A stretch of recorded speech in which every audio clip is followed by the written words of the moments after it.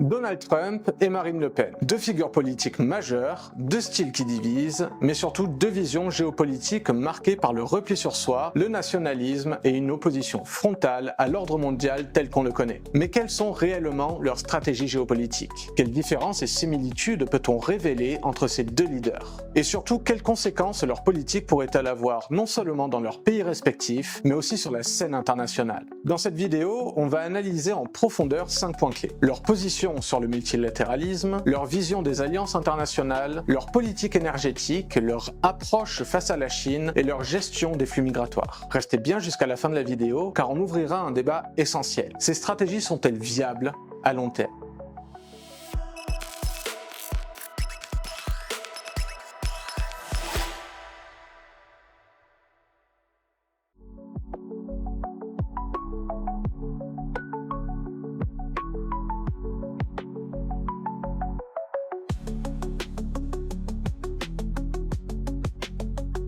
Commençons par leur vision du multilatéralisme. Donald Trump, réélu en 2024, n'a pas changé de ligne. America First. Sous son mandat précédent, il s'est retiré d'accords internationaux clés comme l'accord de Paris sur le climat et l'OMS. Depuis son retour, il menace maintenant de réduire les financements américains à l'OTAN et d'exiger davantage des alliés européens. L'idée, les États-Unis ne veulent plus être ni le gendarme, ni la Banque du Monde. Marine Le Pen, quant à elle, défend une vision proche pour la France, une Europe des nations et non une Europe fédérale. Elle critique régulièrement la supranationalité de l'Union européenne, appelant à réduire les pouvoirs de Bruxelles au profit des États. On l'a vu en 2022, son programme proposait même une priorité nationale qui aurait chamboulé les règles européennes.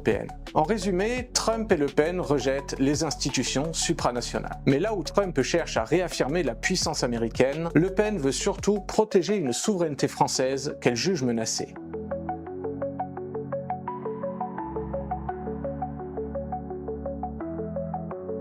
Sur la question des alliances, Trump ne cache pas son mépris pour l'OTAN. Lors de sa campagne de 2024, il a déclaré, je cite, « Si l'OTAN n'aide pas les États-Unis, pourquoi devrions-nous payer ?» Il privilégie des relations bilatérales où il peut négocier directement, notamment avec des dirigeants comme Vladimir Poutine ou Kim Jong-un.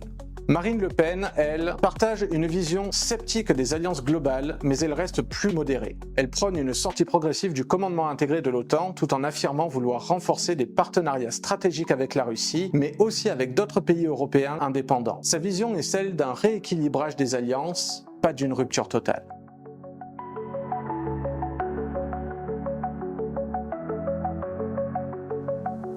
Troisième point, l'énergie. Trump est un ardent défenseur des énergies fossiles. Pendant son premier mandat, il a relancé l'industrie du charbon et a assoupli les réglementations environnementales pour favoriser l'exploitation pétrolière et gazière. Depuis son retour, il continue sur cette lancée en s'opposant aux politiques climatiques mondiales. Marine Le Pen, en revanche, mise davantage sur le nucléaire pour garantir l'indépendance énergétique française. Elle s'oppose aux énergies intermittentes comme l'éolien qu'elle juge inefficace et propose une renaissance du nucléaire pour réduire la dépendance énergétique de la France.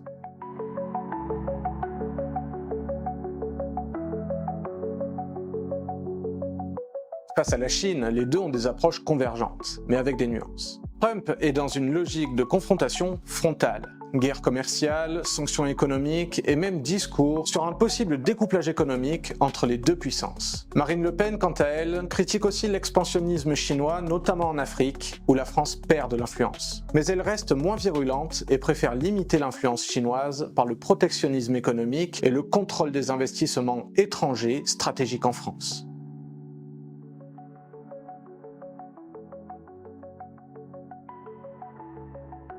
Enfin, l'immigration, un sujet central pour les deux. Donald Trump reste fidèle à sa politique stricte, mur à la frontière mexicaine, expulsion massive et réduction drastique des visas. Sa rhétorique est celle d'une protection du peuple américain. Marine Le Pen partage cette vision sécuritaire. Elle souhaite réduire drastiquement l'immigration légale et supprimer le droit du sol en France. Là où elle se différencie, c'est par un focus sur la préférence nationale. Les étrangers seraient exclus de certaines aides sociales. En résumé, sur ce point, Trump et Le Pen se rejoignent dans une volonté de limiter fortement les flux migratoires, mais Le Pen s'adapte davantage au contexte français et européen.